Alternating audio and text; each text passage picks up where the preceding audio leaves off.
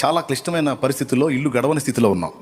బోల్డెన్ అప్పుల్లో ఉన్నాం. అప్పులు ఒక పక్క, ఆర్థిక సమస్యలు, తర్వాత అవమానాలు, తిరస్కారాలు, ఆదరించే వాళ్ళు లేరు, రకరకాలుగా నలుగుతున్నాం. అలాంటి కండిషన్లో యేసయ్యని తెలుసుకున్నాం. దేవునికి స్తోత్రం. ప్రభు దగ్గరికి వెళ్ళి వాక్యం చదవటం మొదలుపెట్టినాక నా ఫ్యామిలీలో దేవుని దయను బట్టి ఆశీర్వచనాలు పలకటం మొదలుపెట్టాను. నేను నా తల్లితో, తండ్రితో, కుటుంబంతో చెప్పేవాడిని, జీవం గల దేవుని మనం గుర్తిరిగాం, మనకి ఈ పరిస్థితులు ఇక భవిష్యత్తులో ఉండవు, దేవుడు తీసేస్తాడు, మనలాంటి స్థితిలో ఉన్న అనేకులను ఆదరించడానికి దేవుడు మనల్ని వాడుకుంటాడు అని మాట్లాడాడు. పదే పదే పదే అదే మాట మాట్లాడేవాడిని. వేదన ఎదురైనప్పుడల్లా, కుటుంబం కృంగిపోయినప్పుడల్లా ఈ మాట మాట్లాడేవాడిని. ఈ కన్నీళ్లు మనకు కలకాలం ఉండవు, ధైర్యం తెచ్చుకోండి, దేవుడు సమయం ఉంది, ఆ సమయంలో ఆయన కార్యం జరిగిస్తాడు. అప్పుడు నువ్వు ఈ కన్నీళ్ళని గుర్తు చేసుకొని కృతజ్ఞతాస్తుతులు చెల్లిస్తావు. అక్షరాలను నెరవేర్చి చూపించాడు దేవుడు. సంవత్సరాల కాలం పట్ల చాలా తక్కువ కాలంలో నీ కార్యం నెరవేరింది.